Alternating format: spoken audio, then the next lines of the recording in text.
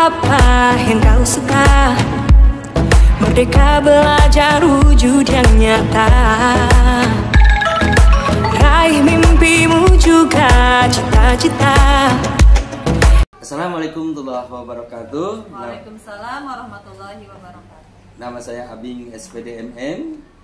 Saya adalah calon CGP angkatan 11 di SMA Negeri 1 Horgelis, Kabupaten Indramayu. Kali ini saya ingin mewawancarai Ibu Kepala Sekolah SD Negeri 1 SD Negeri Bantar Waru 2 ya. Mangga Ibu diperkenalkan. Ya, terima kasih atas waktunya. Assalamualaikum warahmatullahi wabarakatuh. Perkenalkan, nama saya Yulia Dewi Rosini SPDI. Di sini saya selaku PLT Kepala PTD SDN 2 Bantar Waru. Di sini saya akan diwawancarai oleh Bapak Abing selaku calon guru penggerak angkatan 11. Terima kasih. Oke Ibu, Assalamualaikum warahmatullahi wabarakatuh. Waalaikumsalam warahmatullahi wabarakatuh. Apa kabarnya Bu? Alhamdulillah sehat. Sehat ya Bu ya. Maksud saya kesini saya ingin mengorek atau mengetahui bagaimana cara Ibu menangani siswa-siswi Ibu di SD ini ya Bu ya. Ya, silakan Bapak. Terutama mengenai bagaimana keputusan Ibu nih nanti ya, dalam hal ini. Siap Bu ya? Siap. Nah, oke Bu ya. Ada beberapa pertanyaan. Yang pertama, selama ini bagaimana Ibu dapat mengidentifikasi atau kasus-kasus yang merupakan dilema etika atau bujukan moral Ibu yang terjadi di sini? Di sekolah saya. Iya, di sekolah Ibu. Saya biasanya tahu kalau ada dilema etika saat ada konflik antara aturan sekolah dengan kebutuhan pribadi siswa. Seperti kasus siswa terlambat tapi punya niat tinggi untuk setiap masuk ke sekolah, atau bisa juga siswa berkelahi karena hal sepele dan lain sebagainya. Oh, jadi Ibu tahunya kalau ketika ada kasus ya Bu ya? Ada kasus, terjadi. Jadi saya dilihat dulu ini kasus dilema etika atau dilema moral. Gitu ya Bu. Oke. Yang kedua Ibu, selama ini bagaimana Ibu menjalankan pengambilan keputusan di sekolah Ibu, terutama untuk kasus-kasus di mana ada dua kepentingan yang sama-sama benar atau sama-sama mengandung nilai kebaikan. Gimana? Saya biasanya mengajak beberapa orang dari tim pimpinan dan mengelola sekolah untuk berdiskusi. Kami mempertimbangkan semua sisi dari masalah dan dampaknya sebelum memutuskan. Kami berusaha mencapai kesepakatan bersama yang adil untuk semua. Oh gitu ya Bu ya. Ya. Baik Bu. Pertanyaan yang ketiga nih Bu ya. Langkah-langkahnya nih Bu. Langkah atau prosedur seperti apa yang biasa Ibu lakukan selama ini? Langkah-langkah yang pertama yaitu mengumpulkan semua informasi yang terkait masalah tersebut. Yang kedua, identifikasi nilai-nilai yang bertentangan. Yang ketiga, pertimbangkan dampak keputusan untuk semua orang. Yang keempat, berdiskusi dengan tim. Yang kelima, ambil keputusan berdasarkan analisis tersebut. Yang terakhir yaitu membuat rencana untuk melaksanakan keputusan. Oh, seperti itu ya Bu. Jadi pertama itu mengumpulkan semua informasi dulu ya Bu, biar lengkap informasinya dan kemudian untuk mengidentifikasi. Ya, betul ya Bu ya. Pertanyaan selanjutnya Bu ya. Hal-hal apa saja yang selama ini Ibu anggap efektif dalam pengambilan keputusan pada kasus-kasus dilema etika itu? Yang paling efektif adalah melibatkan berbagai orang dalam proses keputusan, berkomunikasi yang jelas dan transparan dalam membuat keputusan, juga mengikuti prosedur yang sudah ada dan memastikan keputusan sesuai dengan prinsip aturan di sekolah dan etika yang memanusiakan atau kemanusiaan. Seperti itu Pak. Oh iya. Oke Bu ya. Terus yang selanjutnya Bu, hal-hal apa saja yang selama ini merupakan tantangan Bu dalam pengambilan keputusan pada kasus-kasus dilema etika itu? Tantangannya termasuk konflik kepentingan antara pihak-pihak yang terlibat, tekanan dari luar, dan ketidakpastian dalam memilih keputusan yang tepat. Kadang-kadang sulit untuk membuat keputusan yang diterima oleh semua pihak. Oh gitu Bu, jadi kesulitan tantangannya itu karena ada kepentingan di situ. Iya, karena tidak semua pihak bisa menerima keputusan tersebut. Iya betul. Oke Bu, selanjutnya apakah Ibu memiliki sebuah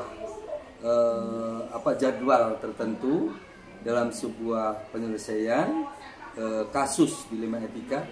Apakah Ibu juga langsung menyelesaikan di tempat atau memiliki sebuah jadwal untuk menyelesaikannya? Bentuk atau prosedur seperti apa sih Bu yang Ibu jalankan? Saya tidak selalu punya jadwal tertentu yang tetap, tetapi saya selalu berusaha menyelesaikan masalah secepat mungkin sambil memastikan semua langkah diambil dengan hati-hati. Biasanya saya membuat rencana dan memberikan tenggang waktu untuk setiap langkah, tetapi tetap fleksibel jika situasinya berubah. Oh seperti itu, gitu ya Bu ya. Jadi setiap ada permasalahan saya berusaha untuk secepat mungkin menyelesaikannya. Tidak dijadwal ya Bu ya? Tidak. Tidak ada penjadwalan gitu ya Bu ya. Oke Bu ya. Kemudian Bu, yang selanjutnya, adakah seseorang atau faktor-faktor apa yang selama ini mempermudah dan membantu Ibu dalam pengambilan keputusan dalam kasus-kasus di dilema ITK itu? Ya, saya dibantu oleh tim yang kompak dan memiliki pedoman etika yang jelas, yang sangat membantu. Terkadang saya juga melibatkan konsultan atau mediator dari luar jika diperlukan untuk mendapatkan pandangan tambahan. Dukungan dari keterlibatan seluruh warga sekolah juga memudahkan proses keputusan tersebut. Oh gitu ya Bu. Ibu punya tim sendiri gitu ya, jadi membuat tim gitu. Masalah tersebut. Atau Ibu juga mengambil mediator lah dari ya, yang kalau lain. diperlukan kami mengambil mediator dari luar. Oke Bu, selanjutnya dari semua hal yang telah disampaikan, pembelajaran apa yang Ibu petik dari pengalaman Ibu mengambil keputusan di dilema etika itu? Saya belajar bahwa keterbukaan dan komunikasi sangat penting dalam mengambil keputusan. Saya juga belajar bahwa penting untuk mempertimbangkan semua aspek dan dampak dari keputusan serta fleksibel untuk menyesuaikan keputusan jika diperlukan. Oke Ibu, rupanya cukup nih Bu ya. Ibu sudah terbiasa kali ya untuk mengambil sebuah keputusan ya, sering terjadi ya Bu ya di sekolah ini. Oke Ibu, saya ucapkan terima kasih. Ya, sama-sama. Terus juga atas waktunya Ibu untuk ikut wawancara ini Bu ya. Dan saya juga mohon maaf apabila apa yang saya lakukan ini mengganggu Ibu. Tidak apa-apa Pak. Oke. Terima kasih Ibu. Saya senang sekali bisa berbagi. Sama-sama Pak. Assalamualaikum warahmatullahi wabarakatuh. Waalaikumsalam warahmatullahi wabarakatuh. Oke. Generasi emas Indonesia. Assalamualaikum warahmatullahi wabarakatuh. Nama saya Abi SPD dan Saya Sinta Dewi. Kami adalah CGP angkatan 11. Saya di sini akan berbincang-bincang dengan kepala sekolah mengenai tentang membuat keputusan yang berbasis kebajikan sebagai pemimpin. Untuk itu kami berdua akan mewawancari Bapak kepala sekolah. Begitu Bapak, maksud kedatangan kami ke sini. Ada beberapa hal Pak yang ingin saya tanyakan, yang ingin kami tanyakan kepada Bapak tentang membuat keputusan. Yaitu pertanyaan yang pertama, selama ini bagaimana Bapak dapat mengidentifikasi kasus-kasus yang merupakan dilema etika atau bujukan moral yang terjadi di sekolah kita ini Pak? Baik, terima kasih atas pertanyaannya. Sebagai seorang pemimpin atau kepala sekolah di sekolah, tentunya permasalahan itu banyak sekali ya, beragam dan kompleks. Ini tentu saja kalau berkaitan dengan etika, ini adalah sebuah apa namanya, dilema etika ya.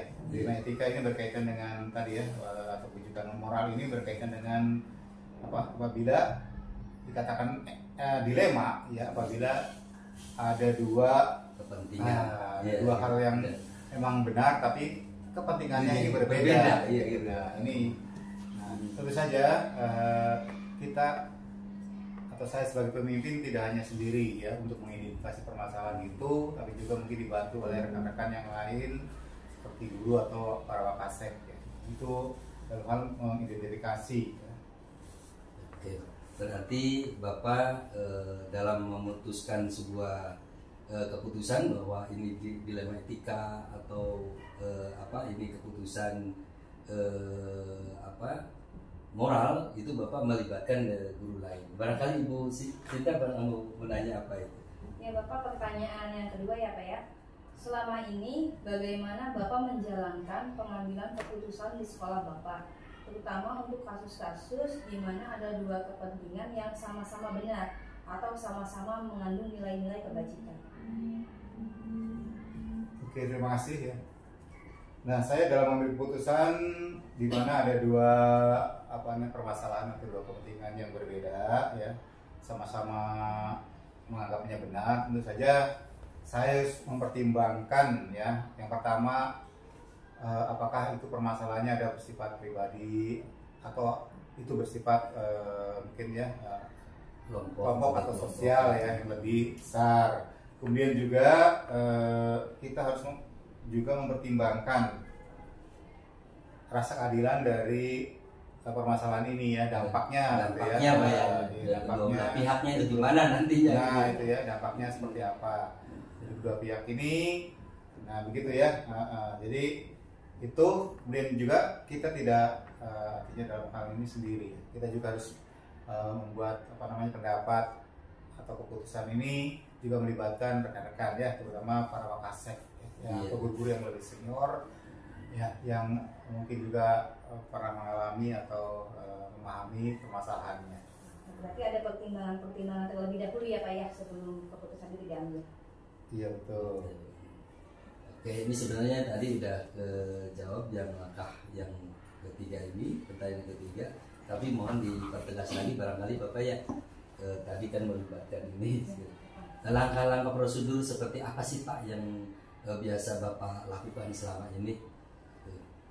Untuk pertanyaan kopi yang ketiga itu.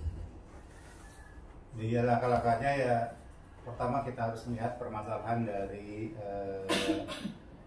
dilema etika ini ya, apakah itu tadi bersifatnya pribadi atau juga kepentingan kelompok yang lebih besar gitu ya. Nah, itu kemudian yang kedua, kita juga harus melibatkan rekan-rekan yang lain, warga sekolah ya, terutama wakasek, guru senior, dan juga mungkin kalau perlu ya komite sekolah, pihak luar gitu ya Pak ya, komite sekolah ya, komite sekolah dalam orang tua gitu ya. Nah, kemudian yang terakhir adalah kita memberikan keputusan yang boleh dikatakan win-win solution gitu ya.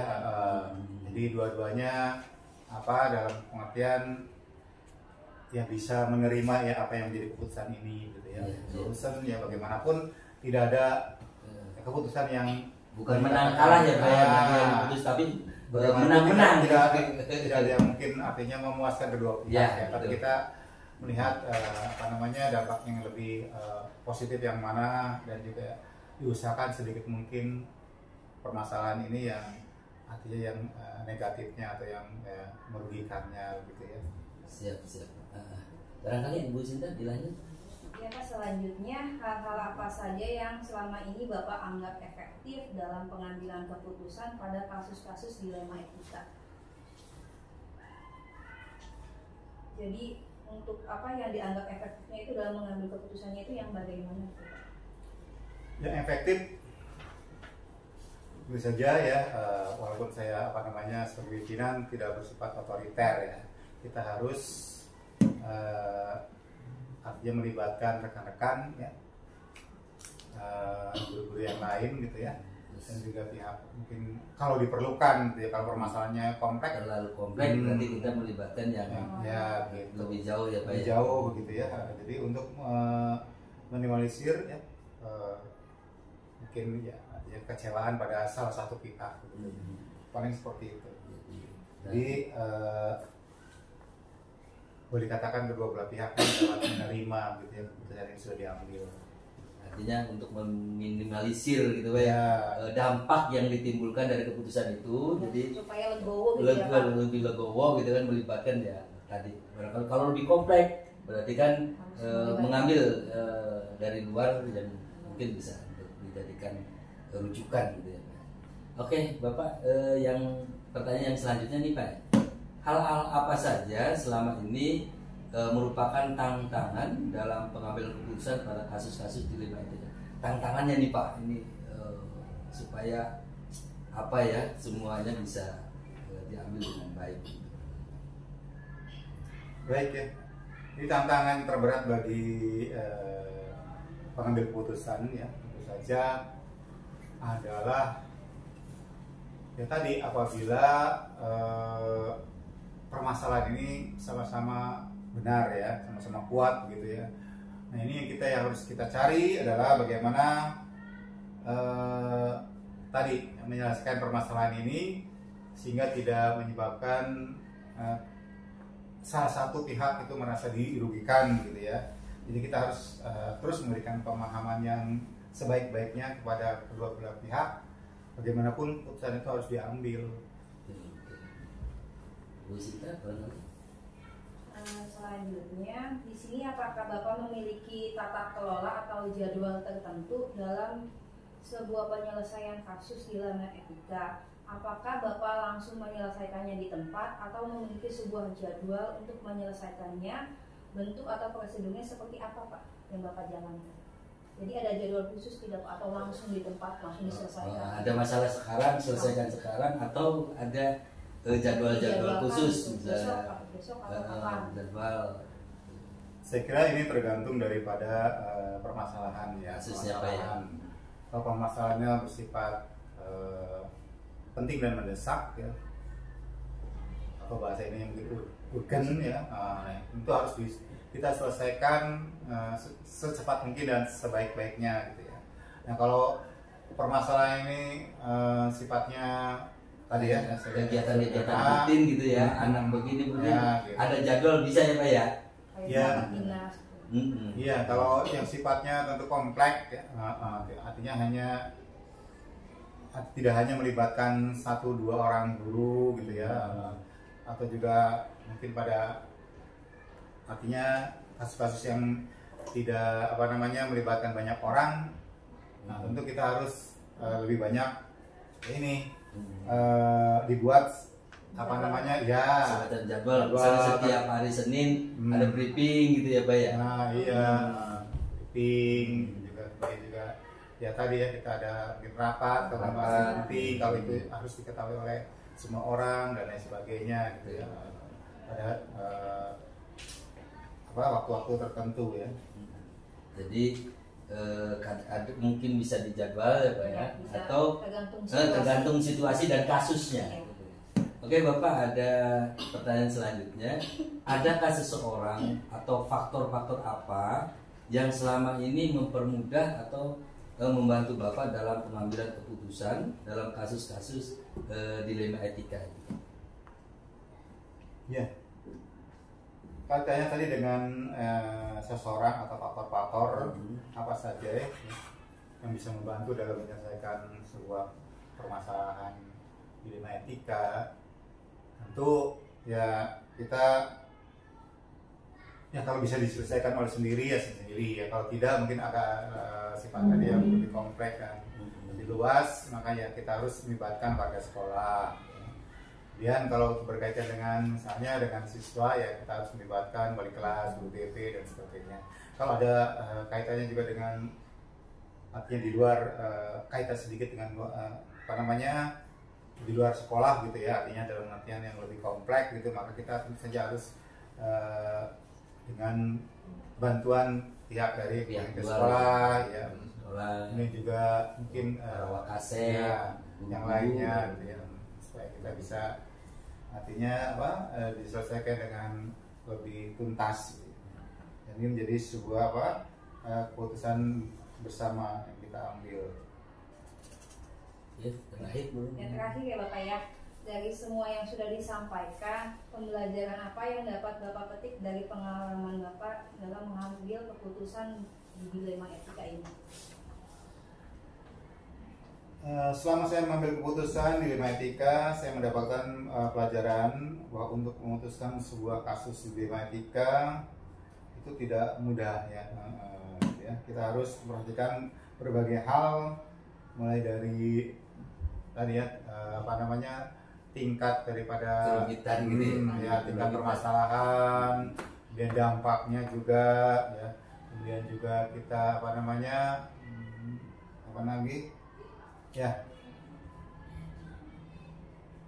dampaknya kita juga harus memperhatikan hal-hal yang lain seperti dampak sosial, kemudian juga keharmonisan ya, iklim sekolah dan budaya sekolah juga perlu dipertimbangkan gitu ya.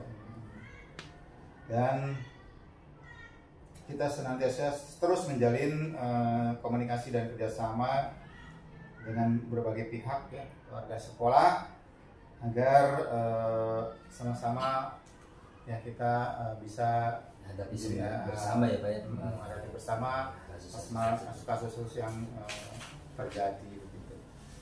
Oke Bapak, terima kasih ini atas waktunya ya Bu Zin ya. Terima kasih atas waktu Bapak yang telah meluangkan bincang-bincang kami. Mungkin Bapak saya cukupkan sampai di sini ya Bu Cinta, saya cukupkan. Assalamualaikum warahmatullahi wabarakatuh. Belajar Pancasila. Assalamualaikum warahmatullahi wabarakatuh, Pak Asep.